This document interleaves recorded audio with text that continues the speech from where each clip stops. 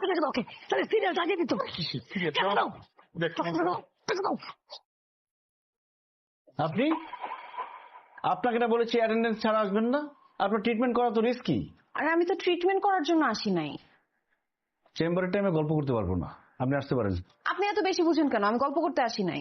আসলে হয়েছে কি, ওই যে ওই দিন ট্রিটমেন্ট করায় গেলাম না, ওইটার একটা ডকুমেন্ট আমার লাগবে। কেন? আপনাকে যে প্রেসক্রিপশন দিয়েছি সেটা কি করেছেন আপনি? প্রেসক্রিপশন থাকলে কি আমি আর আসতাম? ওটা হারায় ফেল।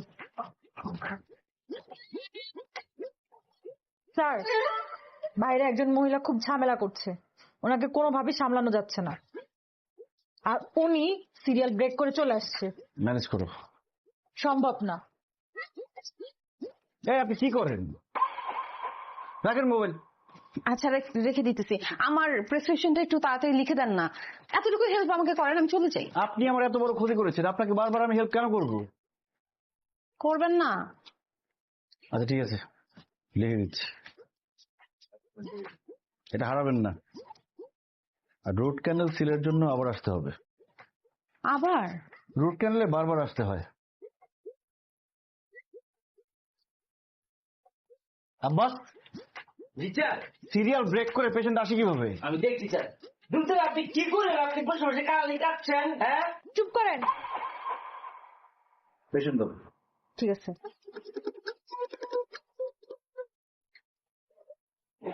ডাক্তার সাহেব, আমার দাঁতটা ফালাই দেন। দাঁত ফেলে দিব মানে? আপনার সমস্যা কি? আমার পায়ে ব্যথা, পায়ে থেকে হাঁটুতে ব্যথা, হাঁটু থেকে কোমরে ব্যথা, ওখান থেকে পেটে ব্যথা, ওখান থেকে আমার বুকে ব্যথা।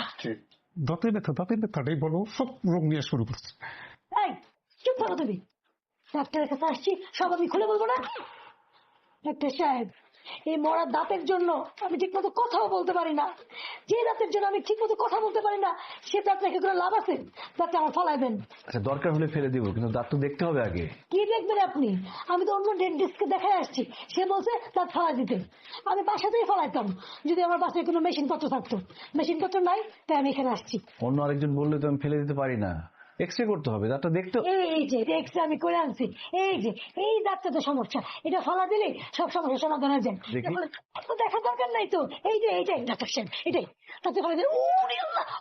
এত জোরে কথা বলো কেন? বলছি না কথা কম বলবা, বেশি কথা বলে তোমার প্রেশার উঠবে, প্রেশার উঠলে ফিট খাইবা, ফিট খেলে আইসিইউতে নেওয়া লাগবে, তখন টাকা ডাকিয়ে দেবা। টাকাটা ওই দাঁতটা খালি তুলে নেই, তোমার জবাব আমি বাসায় যাই দিব।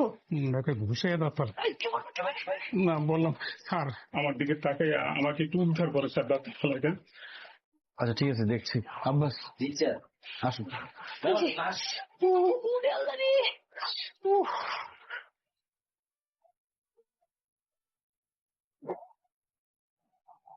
স্যার ইনজেকশন দিয়ে দাঁত ফেলবে নাকি? বলছি যে আরো দিয়ে একটা প্রবলেম থাকলে ফালাই দিই। চুপ করুন, কথা বলবেন না। দেখি একটু একটু একটু একটু। এই তো হয়ে গেছে।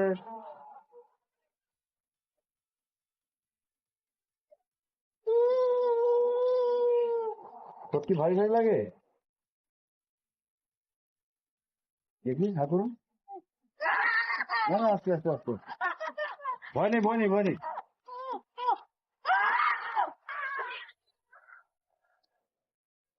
এই আপনি তো ব্যথা পাননি, আপনি চিৎকার করছেন কেন?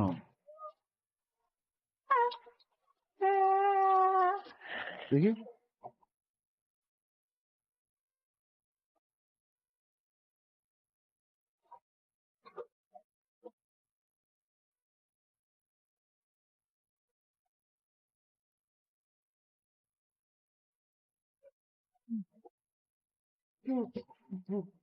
ওষুধ লিখে দিচ্ছি, নিয়মিত খাবেন,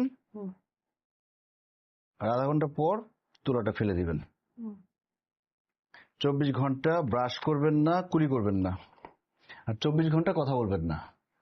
24 ঘন্টা পর কুসুম গরম পানি দিয়ে কুলিকুচি করবেন। কুসুম গরম পানি দিয়ে কি করতে হবে স্যার?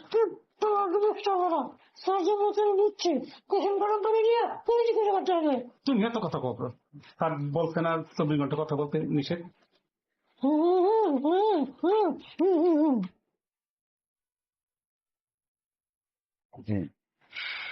বিলটা কাউন্টারে দিবেন। Thank you sir.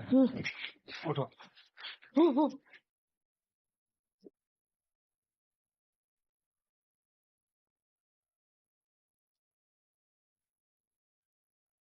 Next patient দাও।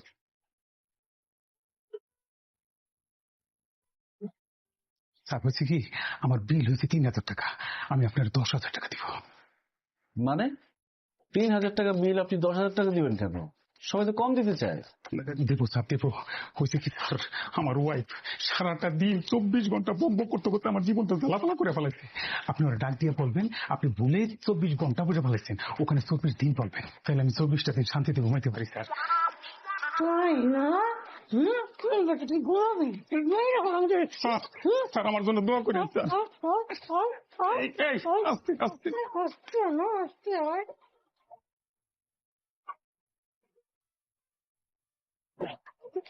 আর বলবেন না, ওই দিন আমার বন্ধুর এমন অবস্থা হয়েছে যে ওকে দেখে হাসতে হাসতে আমার পেট ব্যথা হয়ে গেছে। আপনি যদি থাকতেন আপনারও পেট ব্যথা হয়ে যেত হাসতে হাসতে।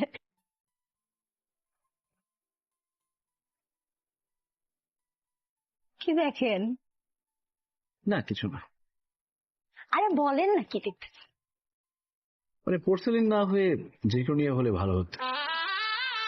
মানে আপনার সামনের দুটো দাঁতের কথা বলছি। ক্যাপ পড়ছেন যে? আরে না না, এটা তো অরিজিনাল। ডেন্টিস্ট তো, পারফেকশনটা বুঝি। তবে আপনি হাসতে পারেন, আপনাকে খারাপ লাগছে না। আবার ফুডের টেস্টও ভালো। আরে আমি ওই দিন ডেন্টিস্ট না তাই তো দেখি চল আরে না। আরে মিস্টার রিয়াজ কেমন আছেন? ওয়াও, আপনাকে তো অনেক সুন্দর লাগতেছে। থ্যাংক ইউ, কিন্তু আপনারা এই টেবিলে কেন বসেছেন? আরো টেবিল আছে না, সেখানে গিয়ে বসেন। না না, আমরা এখানেই বসি, সমস্যা নাই। আপনাদের সমস্যা না থাকতে পারে, আমাদের সমস্যা আছে। চলুন আমরা অন্য কোথাও গিয়ে বসি। প্লিজ আপনারা বসেন। আরে কি হয়েছে, একটু গল্প সল্প করলাম। ওনারা কারা? চিনি না। আর কিসে চিনি না, উনি আমার ডেন্টিস্ট, আমি ওনার পেশেন্ট। আর আমার বান্ধবী হচ্ছে ওনার এক্সপায়ার। বিয়ে হয়েছিল নাকি? ও না না না, বিয়ে হয় নাই। বিয়ের আসর থেকে আমার বান্ধবী পালাই গেছিল, বিয়ে হয় নাই। মানে বিয়ের আসর থেকে পালাইছে মানে? মানে হলো উনি অনেক স্বপ্ন নিয়ে আমার বান্ধবীকে বিয়ে করতে গেছিল, কিন্তু আমার বান্ধবী বিয়ের আসর থেকে পালাই গেছে। এরপরে সে শেরওয়ানি পরে অনেকক্ষণ আমার বান্ধবীর পিছনে দৌড়াইছিল, কিন্তু ধরতে পারে নাই। তো মনে আছে কেমনে দৌড়াইছিল? কিন্তু বিয়ের আসর থেকে পালাইছে কেন? পালাইছে কারণ আমার বান্ধবী বুঝছে যে তার মধ্যে কোনো প্রবলেম আছে। ও, আপনি আমার দাঁতের পারফেকশন খোঁজেন? আরে মেয়ে, আপনি নিজেই তো পারফেক্ট না। বিয়ের আগে বউ পালাই গেছে। আরে আমি তো বিয়ে করতে পারিনি। জীবনে করতেও পারবি না, শুধু শুধু আমার সময়টা নষ্ট। চলে গেল কেন? এই আপনার সমস্যা কি বলেন তো? আমি আপনার সবসময় এত উপকার করি আর আপনি সবসময় আমাকে বাস দিচ্ছেন কেন? কারণ আপনি বাস দেওয়ার জন্য সামনে এসে পড়েন। আপনি কখনো আমার সামনে আসবেন না। এরপর যদি আমার সামনে আসেন না, আমি মানহানির মামলা করব। হাসেন কেন আপনি কথা কথা? তো সেন্টারটাই